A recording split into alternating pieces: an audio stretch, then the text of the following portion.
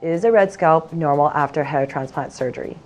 Yes, redness after hair transplant surgery is completely normal. During your hair transplant surgery, we create thousands of tiny micro incisions on the scalp. So imagine a tiny paper cut.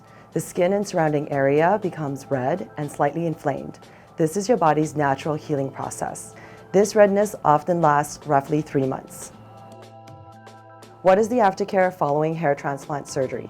Post-care following surgery is vital for achieving an optimal hair restoration result. At Sharma Skin and Hair Surgery here in Edmonton, we follow a very strict post-care routine that involves the use of hyperthermosol. You will be required to spray your grafts every 30 minutes while awake and every 60 minutes throughout the night. This spray helps promote hair growth while reducing the risk for infection. Simply take the spray and spray the areas 3 to 4 times for 5 days after surgery. Post-care for the donor area. The donor area at the back and the sides of the head will be completely covered with a bandage for 3 days. This area heals very quickly. Spraying is not required in this area, but it may become itchy and sore for up to 2 months after surgery. How long will scalp redness last?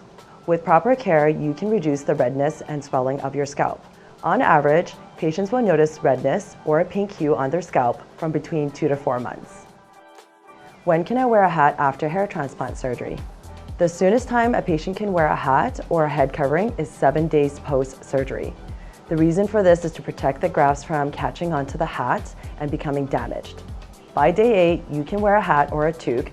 This will help hide any redness and uneven hair growth that happens the first several months after surgery.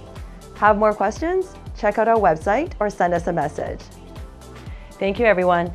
My name is Nurse Cindy at the Sharma Clinic here in Edmonton.